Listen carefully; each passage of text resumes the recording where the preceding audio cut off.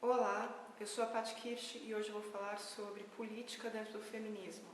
O PowerPoint que vocês vão ver a seguir foi uma aula que eu apresentei para o EMA, Estudos sobre a Mulher e as Minorias na Arte e Ciência, projeto de extensão da Escola de Artes, Ciências e Humanidades da Universidade de São Paulo.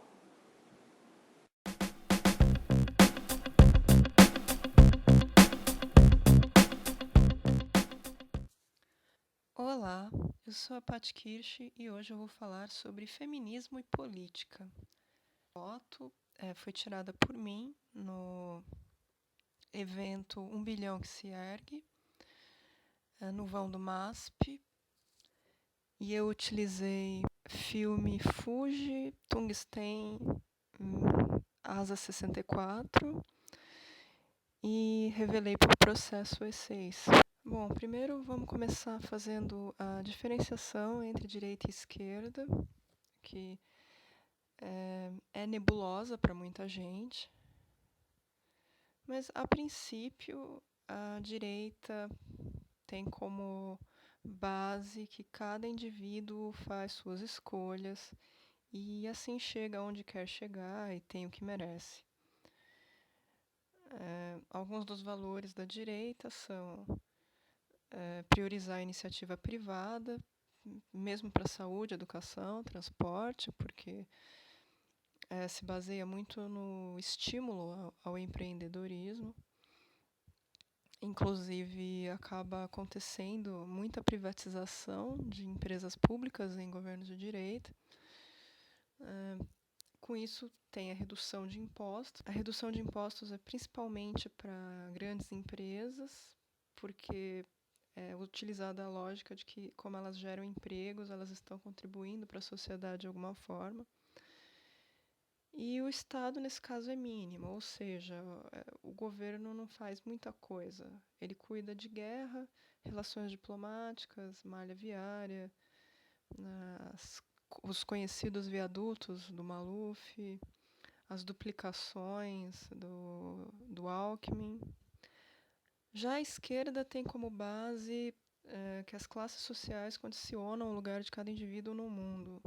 E as políticas da esquerda priorizam os órgãos públicos, eles são oferecidos pelo governo para a população, para que toda a população tenha acesso, mesmo as pessoas que não têm dinheiro para pagar. Porque são utilizados os impostos que contribuintes entregam ao governo para direcionar para essas áreas. A carga tributária acaba aumentando, principalmente para pessoas mais ricas, e com isso o Estado é grande porque o governo é responsável pela redistribuição dos recursos.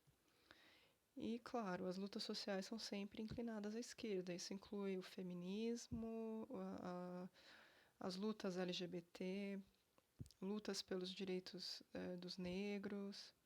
Aí muita gente também tem dúvida sobre o que seria um partido de centro, né? A princípio, o centro seria uma intersecção entre a direita e a esquerda. Aí o que se pega da direita e o que se pega da esquerda é meio arbitrário, dependendo do partido, né?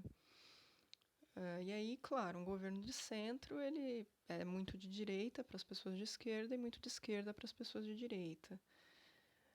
Mas, em geral, não existe. É muito difícil você encontrar um governo que realmente fique ao centro. Geralmente eles pendem, sendo ou centro-direita ou centro-esquerda, que seriam tanto a direita como a esquerda mais moderadas.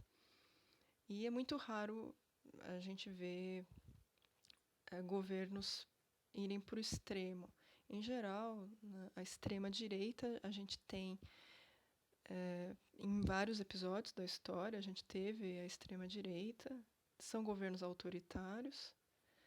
Foi o que aconteceu no caso do fascismo e do nazismo, eram governos de extrema-direita. Aqui no Brasil, a ditadura militar também foi um governo de extrema-direita. Em geral, quando se pende para a extrema-direita, existe uma supervalorização dos símbolos nacionais e essa redução de partidos a apenas um ou dois acaba tendo um destaque a esses valores de uma unidade pela pátria. É muito próprio das doutrinas de extrema-direita, o patriotismo, o ufanismo, louvor aos símbolos nacionais. Agora falando um pouquinho sobre como que é a política, a visão política nos Estados Unidos, porque o feminismo ele herda um pouco as nomenclaturas das visões políticas dos Estados Unidos.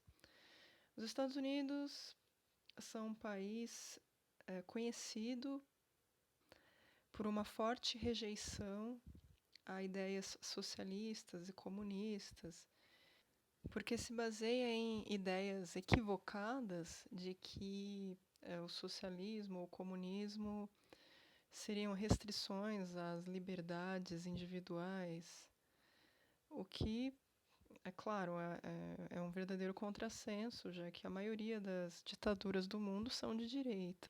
Inclusive, é, a União Soviética não teve um socialismo real.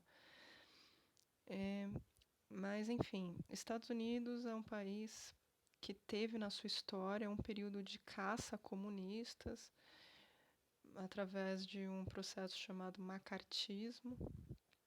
E ainda hoje lá, falar em socialismo e comunismo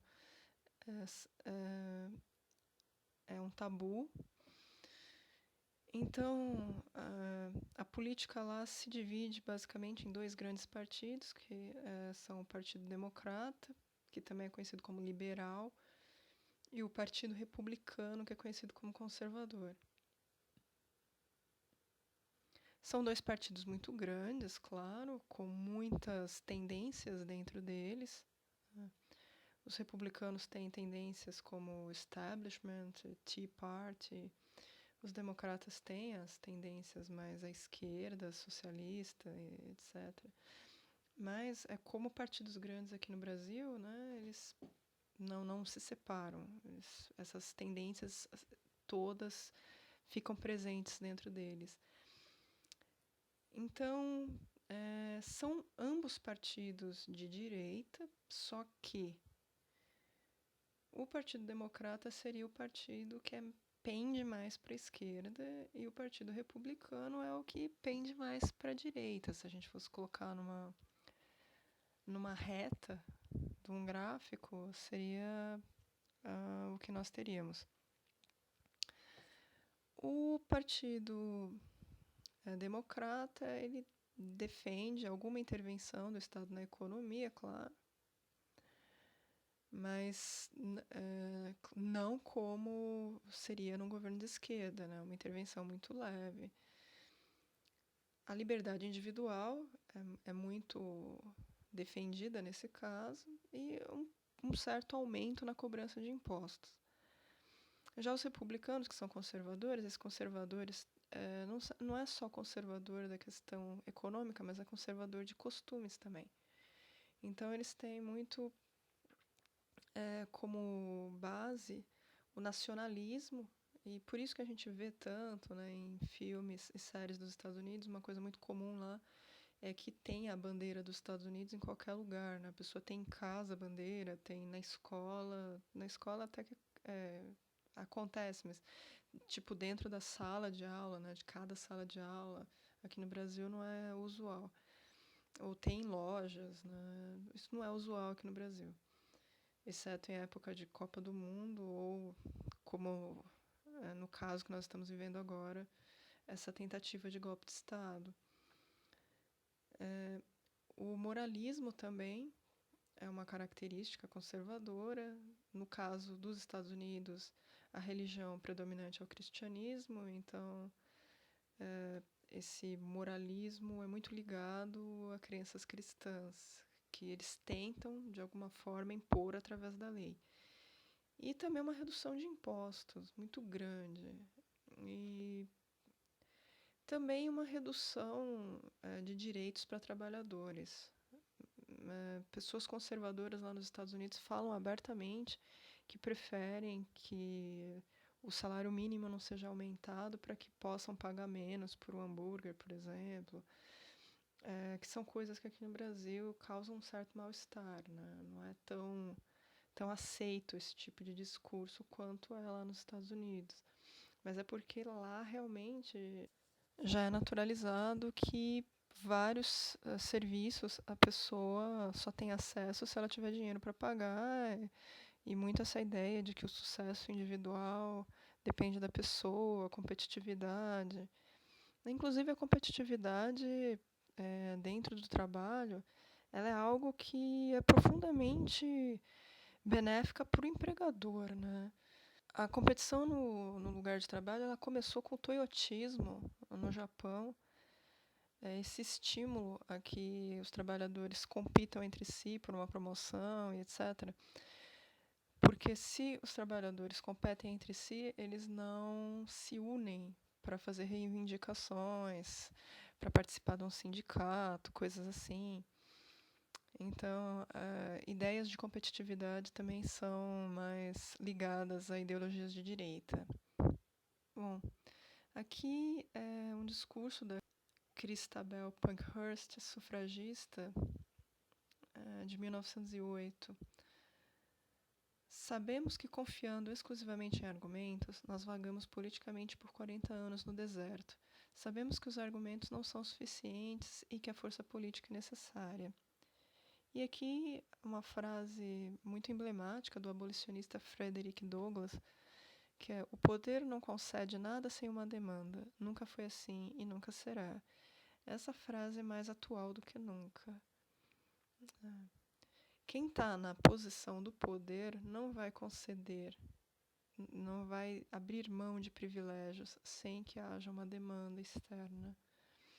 Isso é uma das coisas mais básicas da luta social.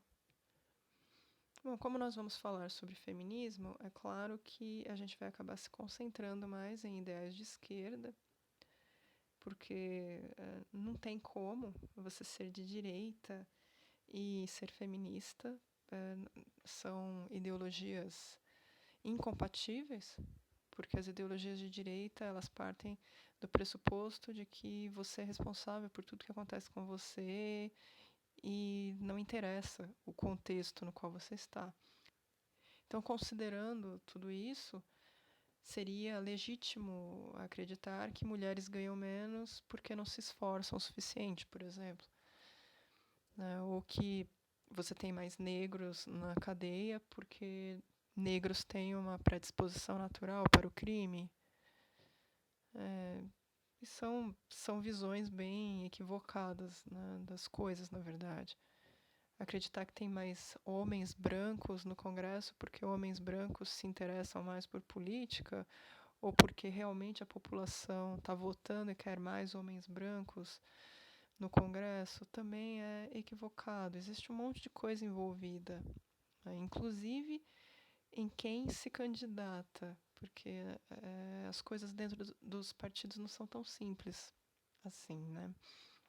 Mas então, voltando aqui para a divisão entre liberal e radical, porque eu acho que a maior divisão, a principal divisão entre linhas de feminismo hoje, nós temos o pessoal que pende mais para o liberal e o pessoal que pende mais para o radical. Aqui, esse radical é um radical de raiz, visão radical política. Não é a mesma coisa que ser radical andar de skate, ou ser radical pensar nas suas ideias com muita firmeza. Ser uma pessoa liberal pode ser radical nesse sentido. Ela pode defender o liberalismo de maneira radical, por exemplo. Então, o que a gente quer dizer aqui são linhas políticas, vertentes políticas, né? Então, eu vou sobrepor as características de cada uma para ficar mais claro. E é claro que não necessariamente uma pessoa liberal ou radical vai concordar com exatamente tudo que está em cada uma dessas listas, né? Mas, em geral, essas são as características, então por isso que nós precisamos falar sobre elas. A vertente liberal tem uma tendência ao individualismo, ou seja, a unidade social básica é o indivíduo e a pessoa é distinta do grupo social.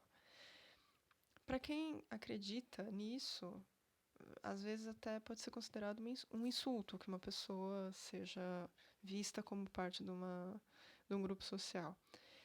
Já na visão radical, né, você tem o conceito de classe e a unidade social básica é o grupo. A pessoa é construída socialmente, mas ela também tem a possibilidade da adoção ativa de grupo. Ou seja, o contexto no qual você nasce, então, se você nasce menina, por exemplo, você já vai ter toda uma socialização voltada para isso. Se você nasce uma menina negra na periferia, a sua história de vida vai ser uma. Se você nasce uma menina branca, rica, sua história de vida vai ser outra. Tem pontos em comum, tem pontos diferentes.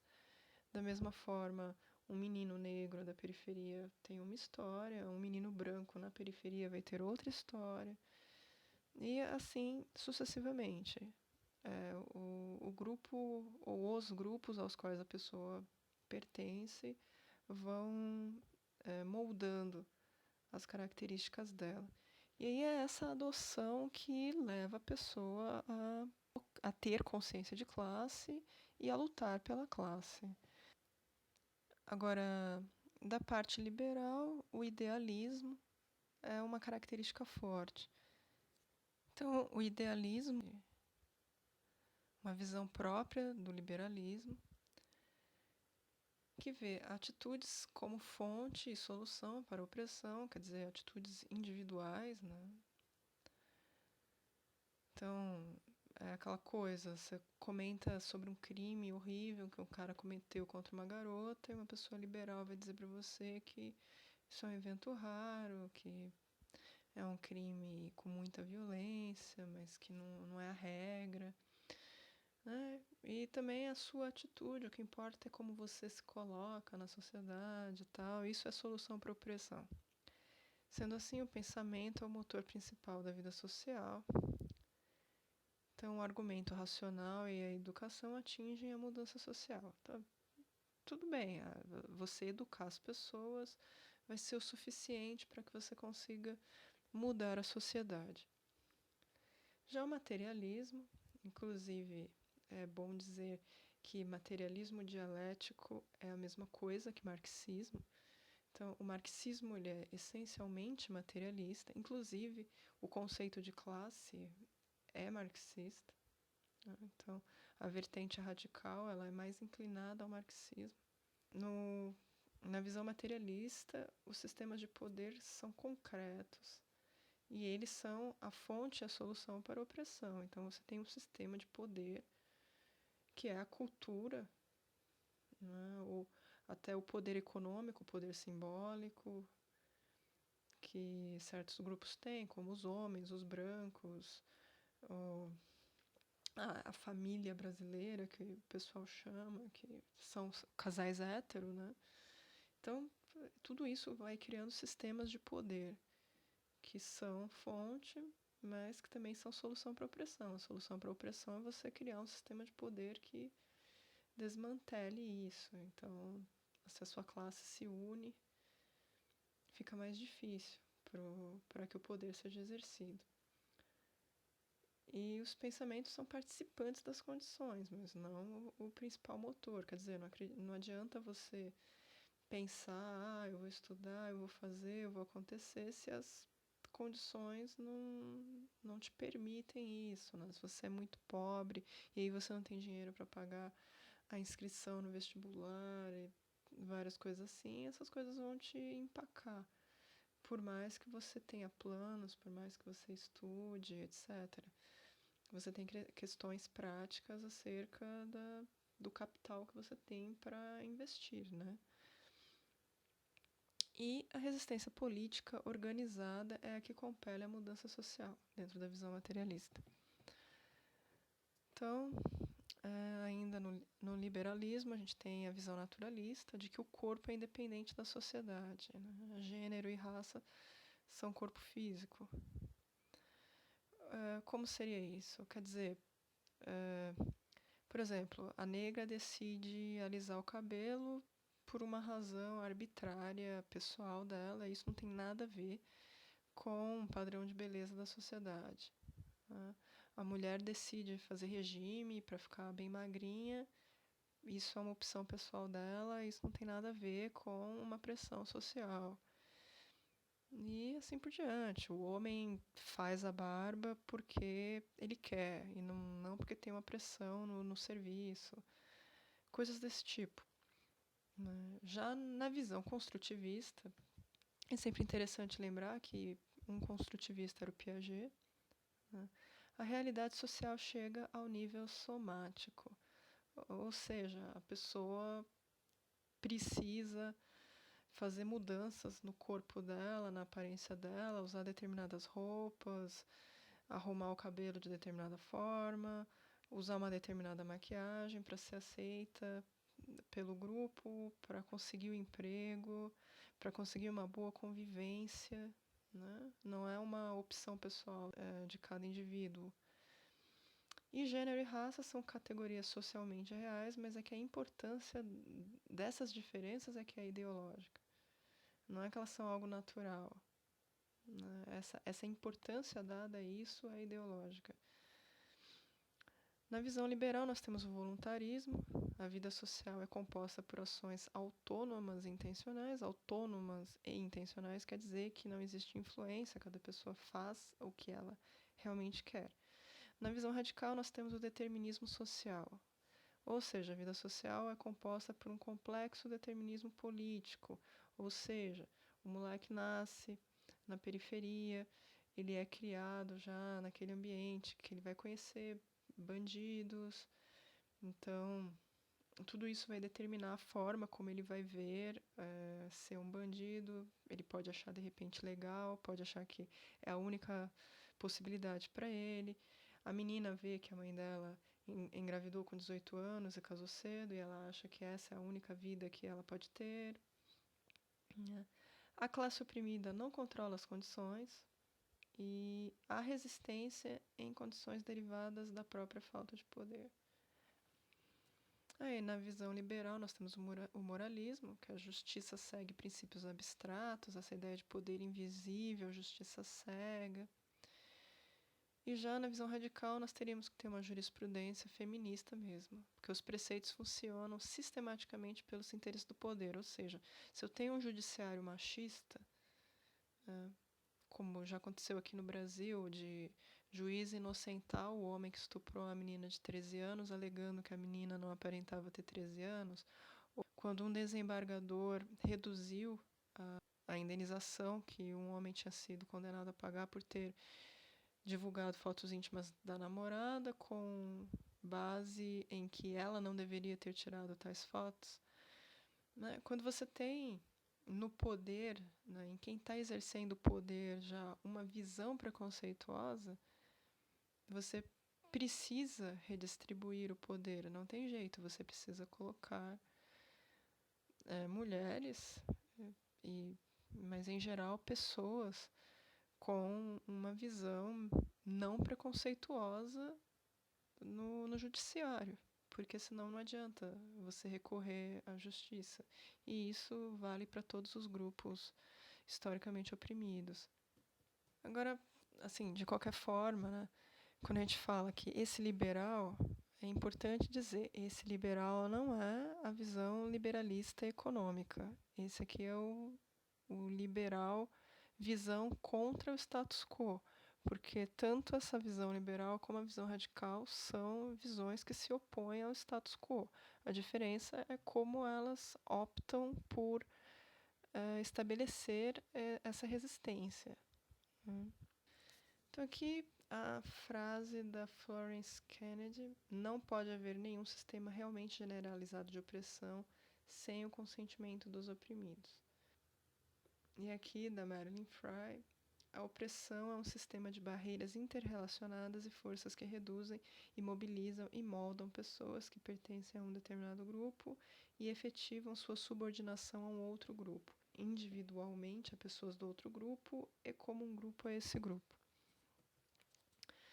E como que a tolerância à opressão acontece? Bom, ela acontece através da negação, seria, por exemplo, falando do caso das mulheres especificamente. Existem mulheres que negam que existe opressão. Elas dizem que é normal, é a mesma coisa. Eu não me sinto discriminada. A outra é o acomodamento. São as mulheres que percebem que tem algo de errado, mas que não fazem nada a respeito.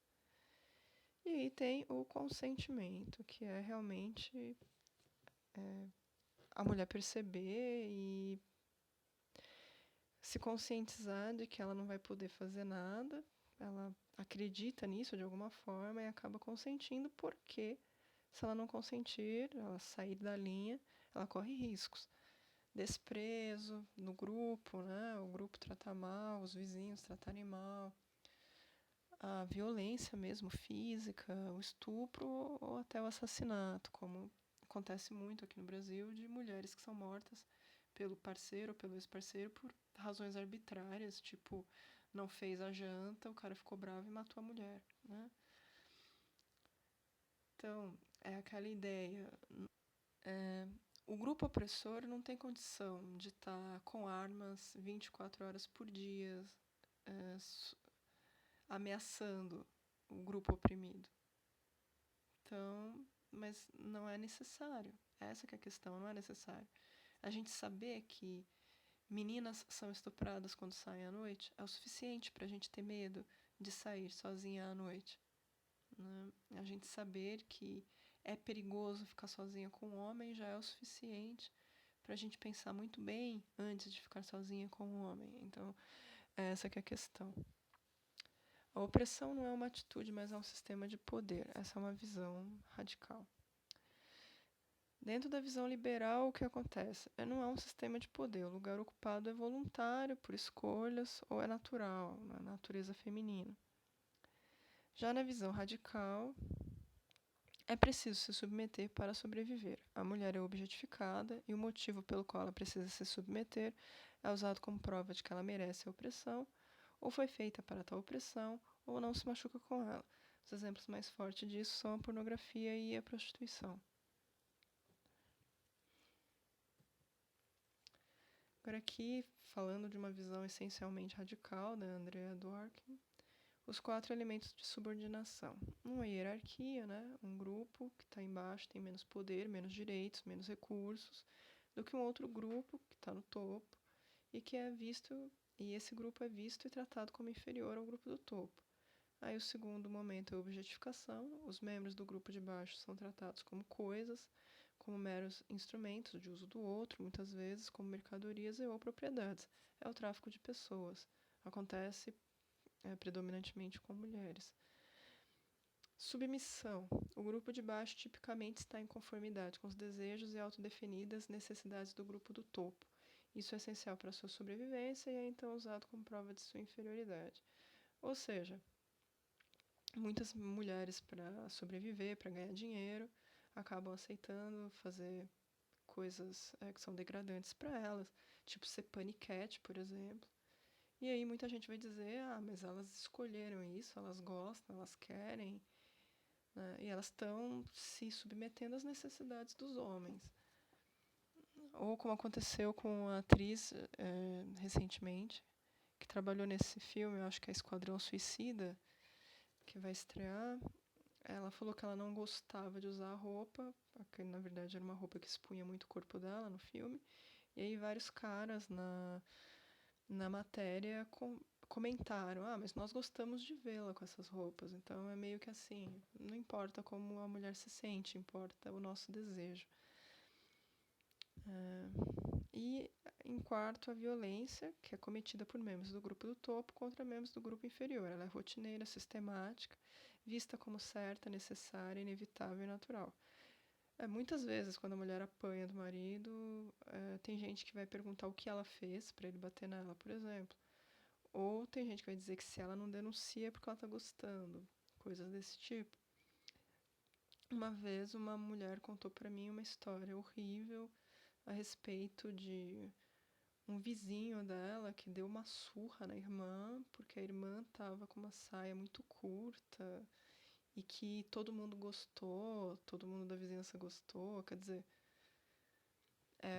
a visão de que a mulher precisa ser controlada por um homem da família, precisa ser disciplinada através da violência física quando ela sai da linha. Agora, pensando nas definições de gênero propriamente ditas, né, vamos falar levemente sobre isso, porque, na verdade, é um pouco mais complexo.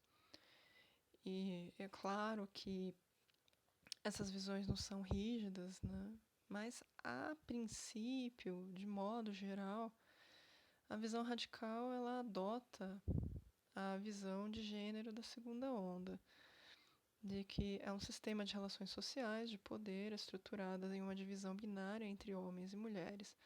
A categorização está usualmente na base do sexo biológico, mas o gênero como o conhecemos é uma coisa social ao invés de biológica. Por exemplo, masculinidade e feminilidade são definidos diferentemente em diferentes tempos e espaços.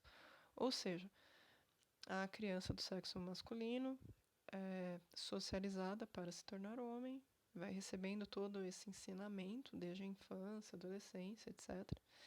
E da mesma forma, a criança do sexo feminino vai sendo educada para ser menina e para ter determinadas condutas.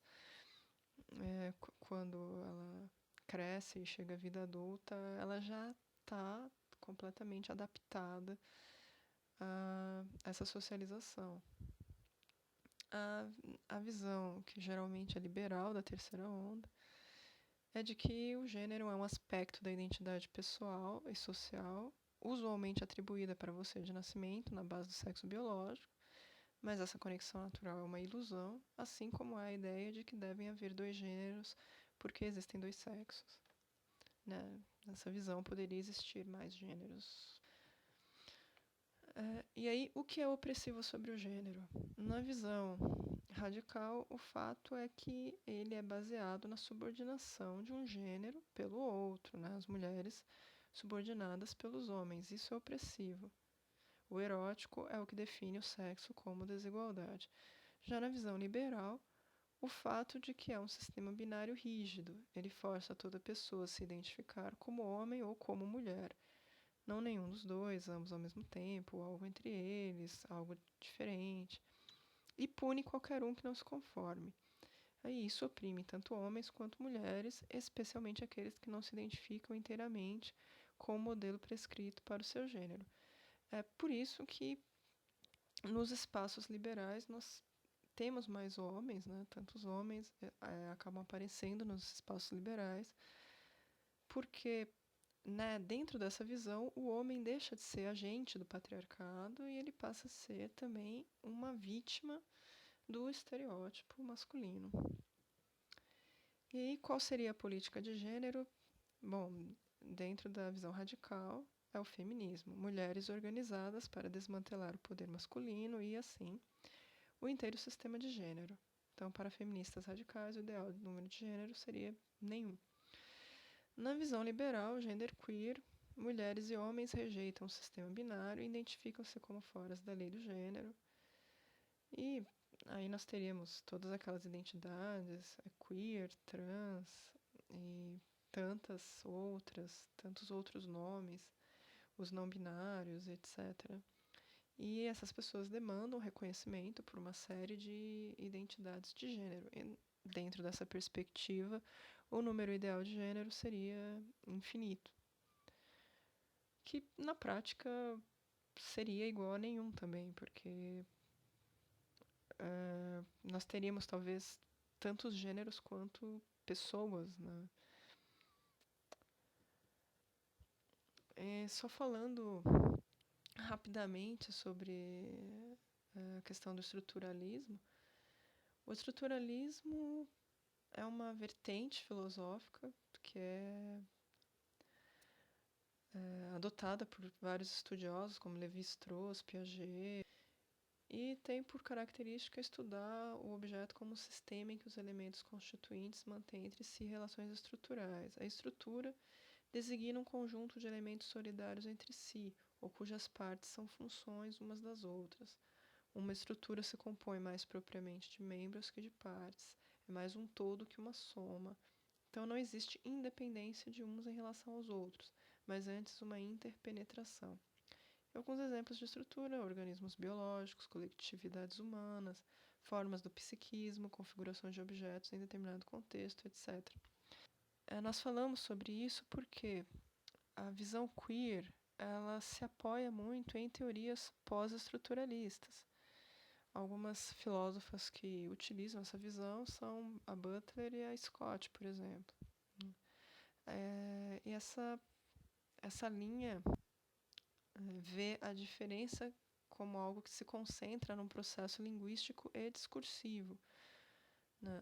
E ela tem, na verdade, uma utilização de várias vertentes filosóficas ao mesmo tempo. Desconstrutivismo, construtivismo, relativismo, pós-modernismo. Ela abraça uma desconstrução na análise literária, tem a pluralidade de sentidos, realidade é uma construção social e subjetiva, os significantes e os significados são separáveis. Mas o que nós temos no pós-estruturalismo também é uma questão assim de que as conclusões elas não são definitivas, né?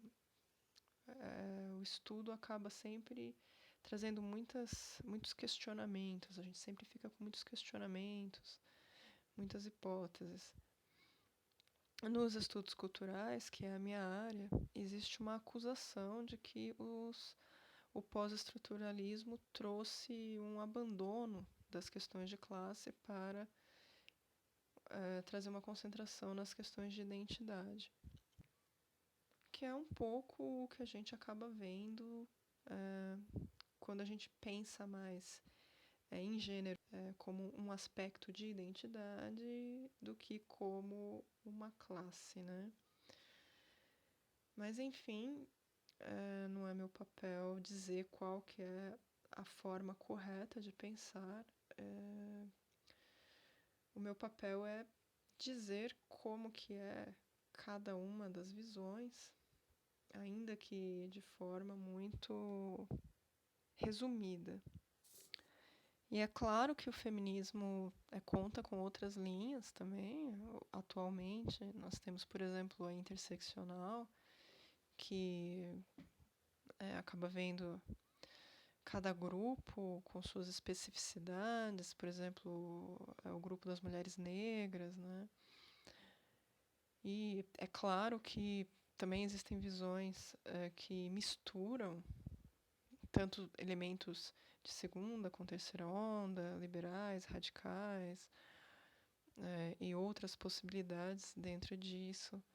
Então, na verdade, essa é uma aula muito resumida mesmo. Então é isso, espero que vocês tenham gostado da aula. Caso tenham gostado, não se esqueçam de dar um like para ajudar o meu trabalho. E até a próxima. Tchau, tchau!